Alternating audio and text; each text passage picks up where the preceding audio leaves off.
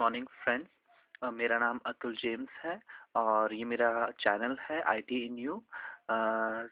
तो इस चैनल में ये मेरा फर्स्ट सेशन है जो कि बेस्ड है प्रोग्रामिंग सी लेक्चर पे। तो आज हम शुरू करेंगे लेक्चर 1 जो कि इंट्रोडक्शन होगा।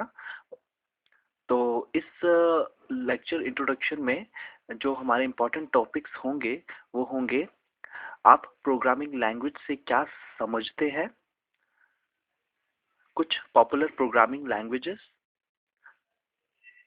आप क्यों इस प्रोग्रामिंग लैंग्वेजेस को सीखना चाहेंगे, difference between machine assembly and high level languages, और हम सीखेंगे जो बेसिक्स है सी लैंग्वेजेस के वो, और कुछ इम्पोर्टेंट टर्म्स होंगे जो कि रिलेटेड होंगे सी लैंग्वेज से, वो हम सीखेंगे और उसके बाद लेक्चर को एंड कर देंगे।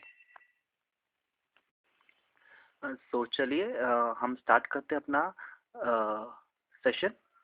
तो हम यहाँ पे फर्स्ट टॉपिक है हमारा कि प्रोग्रामिंग लैंग्वेज से आप क्या समझते हैं।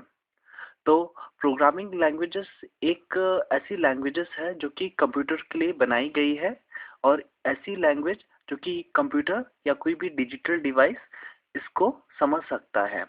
तो प्रोग्रामिंग लैंग्वेज के ज़रिए जो प्रोग्रामर्स होते हैं, और जैसे कि कोई भी बेसिक प्रोग्रामर राइटर हो सकते हैं, वो अपने प्रोग्राम्स लिख सकते हैं जिसके थ्रू वो क्या है कि कोई भी कैलकुलेशन जैसे कि न्यूमेरिकल कैलकुलेशंस हुए और भी कोई कैलकुलेशंस हुए उसको परफॉर्म कर सकते हैं प्रोग्रामिंग के थ्रू, एक प्रोग्राम लिख लिख के। इसके बाद है कुछ पॉपुलर जैसे कि प्रोग्रामिंग लैंग्वेजेस हैं, जैसे कि आपका सबसे पहले बेसिक है C programming language, then C++, Pascal है, HTML जो कि वेब पेजेस को डिज़ाइन करने में किया जाता था। अभी उसका एडवांस वर्जन है जो कि HTML5 है। जावा, हम जब जानते हैं कि जो हमारा एंड्रॉयड ऑपरेटिंग सिस्टम है वो जावा प्रोग्रामिंग लैंग्वेज पे बेस्ड है। पर्ल है, पाइथन है जो कि ये बहुत पॉपुलर है आजकल, और भी बहुत सारे लैंग्वेजेस हैं। तो ये कुछ लैंग्वेजेस हैं जिसके थ्रू जो प्रोग्रामर्स होते हैं वो एप्लीकेशंस को डेवलप करते हैं। उसके बाद उसके बाद आपको मतलब किसी को क्यों प्रोग्रामिंग लैंग्वेज सीखना ज़रूरी है, क्योंकि हम जानते हैं कि अभी हम 21st सेंचुरी में रह रहे हैं जहाँ पे हाँ जो भी चीज़ है सब टेक्नोलॉजी पे डिपेंडेंट है, चाहे वो घड़ी हो या स्मार्टफोन हो या कोई भी डिजिटल इलेक्ट्रॉनिक डिवाइस हो। तो हम डेली लाइफ में इसका यूज़ करते हैं, डेली डे में हम इसका यूज़ करते हैं। और हम जानते हैं जैसे कि हर कोई रोज़ अपने डेली सोशल एक्टिविटीज़ में इंगेज रहता है, जैसे कि Facebook, WhatsApp, LinkedIn, Twitter etcetera.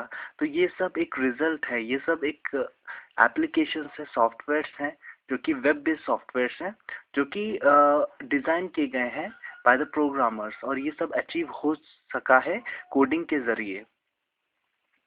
उसके बाद हम देखेंगे कि ये जो डिफरेंस होते हैं मशीन असेंबली और हाई लेवल लैंग्वेजेस होते हैं, तो ये तीन यहाँ पे टर्म्स आते हैं: मशीन लैंग्वेज, असेंबली लैंग्वेज और हाई लेवल लैंग्वेज। तो यहाँ पे हम डिफरेंशिएट करेंगे कि मशीन लैंग्वेज क्या है, असेंबली लैंग्वेज क्या है और हाई लेवल लैंग्वेज क्या है। तो मशीन लैंग्वेज जब शुरू में क्या होता, जब डिजिटल या कंप्यूटर्स का एवोल्यूशन हुआ था, जब डेवलप्ड होना शुरू हुए थे, तो उस टाइम जो फर्स्ट बेसिक लैंग्वेज था वो मशीन लैंग्वेज था। तो मशीन लैंग्वेज बेसिकली हम बोल सकते हैं कि एक कंप्यूटर लैंग्वेज है, क्योंकि जब कंप्यूटर जो भी कुछ ऑपरेट किया प्रोसेस करता है इंफॉर्मेशन को, तो वो समझता है ज़ीरो या वंस में।